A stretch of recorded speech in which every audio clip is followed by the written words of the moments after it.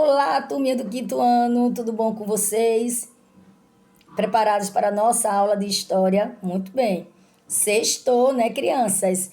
Estamos aí terminando uma semana, mais uma semana, e temos que agradecer a Deus, né, por mais uma semana que foi concedida para nós, tá bom? Então vamos lá.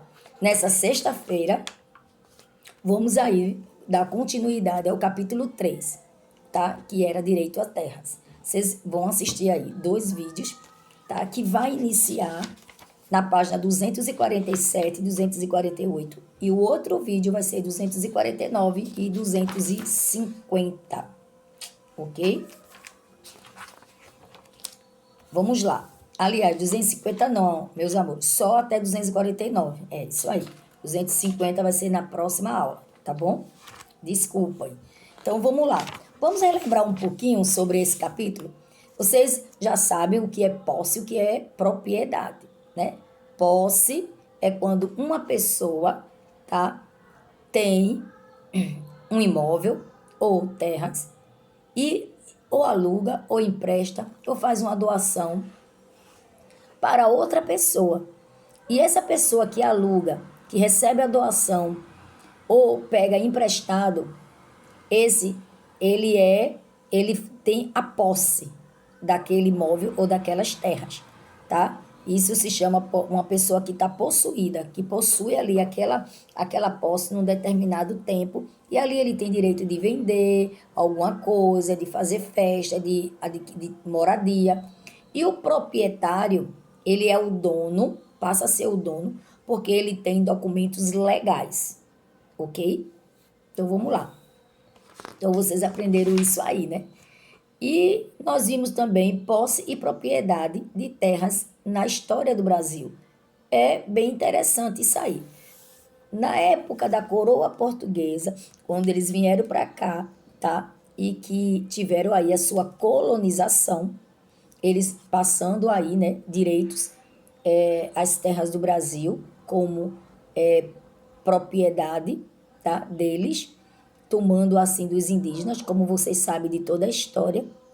Então, quando houve aí a colonização, tá, a coroa portuguesa, junto com o governo geral, tá, de Portugal, eles passaram a distribuir as terras e que eram até chamadas de capitanias hereditárias. Eles eram distribuídas para muitos portugueses, né? Alguns portugueses, e os portugueses passaram até a posse. Eles não eram o dono, mas eles passaram até a posse. E o governo de Portugal, que era o proprietário daquelas terras, eles autorizavam a eles morarem e explorar aquela terra.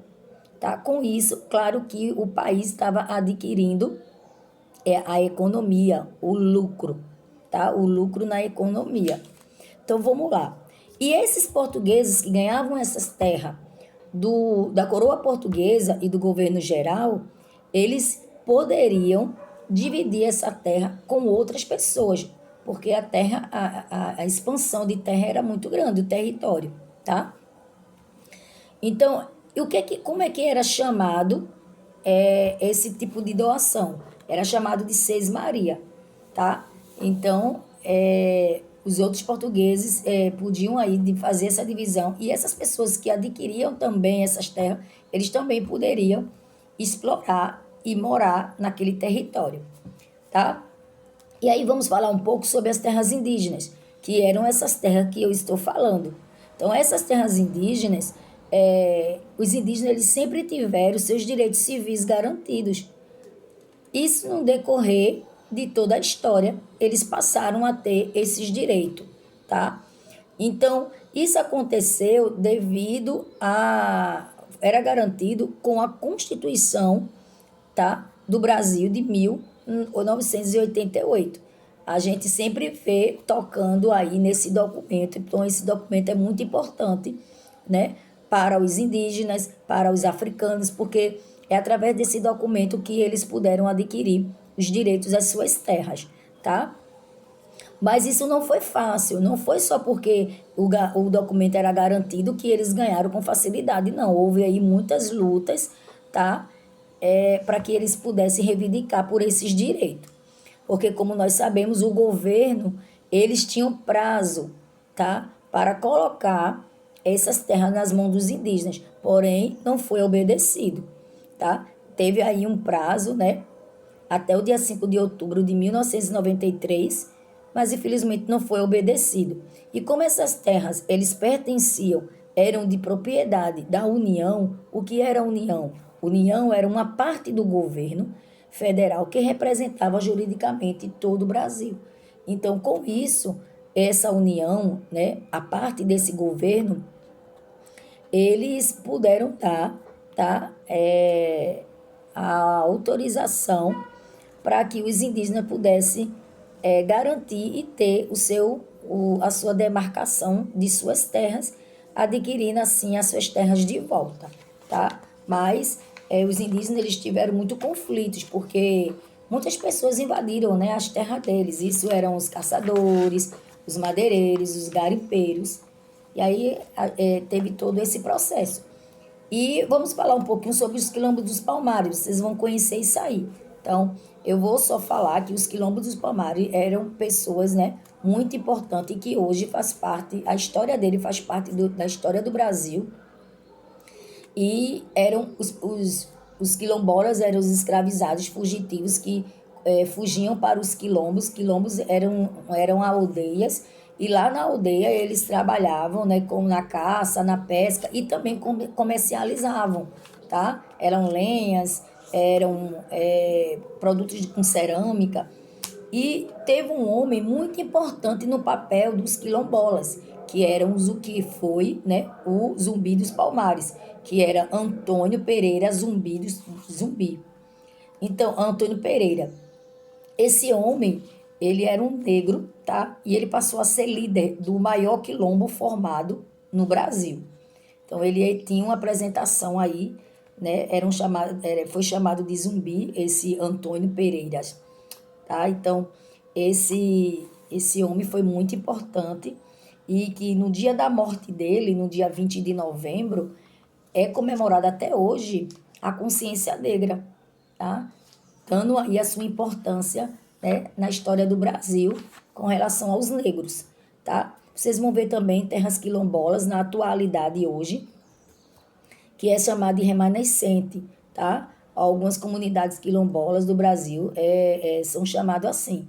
Então, isso quer dizer o quê? Que é restante e sobreviventes. Então, tem aí alguns sobreviventes que se chamam remanescente, que são existe ainda, né, comunidades quilombolas. E aí elas surgiram como uma resistência, tá, na escravidão. Então, porém, eles foram o quê? Ressignificadas, que significa atribuir um novo significado ao mesmo tempo, o mesmo termo. Então, foi bem legal isso. E, como sempre, né, a Constituição de 1988 está aí para garantir a terra dos indígenas, mas também para garantir a terra dos negros, dos africanos, tá? Então, tem aqui no artigo 68, vocês também vão ver isso, tá? E vocês vão aí conhecendo, vão fazer aí a atividade na 249, tá certo? E aí você vai ver que o governo, tá? Ele reconheça aí uma terra. Para que o governo reconhecesse a terra dos quilombolas, é preciso que a comunidade faça várias coisas. Entre elas, era que enviar documentos, relatórios, reuniões, tá? Fotos, relatos, manifestações. Então, eram muita exigência, tá? Eles tinham que mandar todos esses tipos de documentos para que eles pudessem ter o acesso às suas terras. E aquela terra que era reconhecida pelo governo, dizendo que aquela terra era dos quilombolas, se diziam terra titulada. Então, vocês vão ver tudo isso aí na aula de tia Juliana, nos 2 vídeos, tá bom, meus amores? Então, fiquem aí com o link aí embaixo, tá bom? Vamos aí assistir e prestar atenção na aula, ok? Daqui a pouco a gente volta para fazer uma atividade de classe na ficha. Beijo!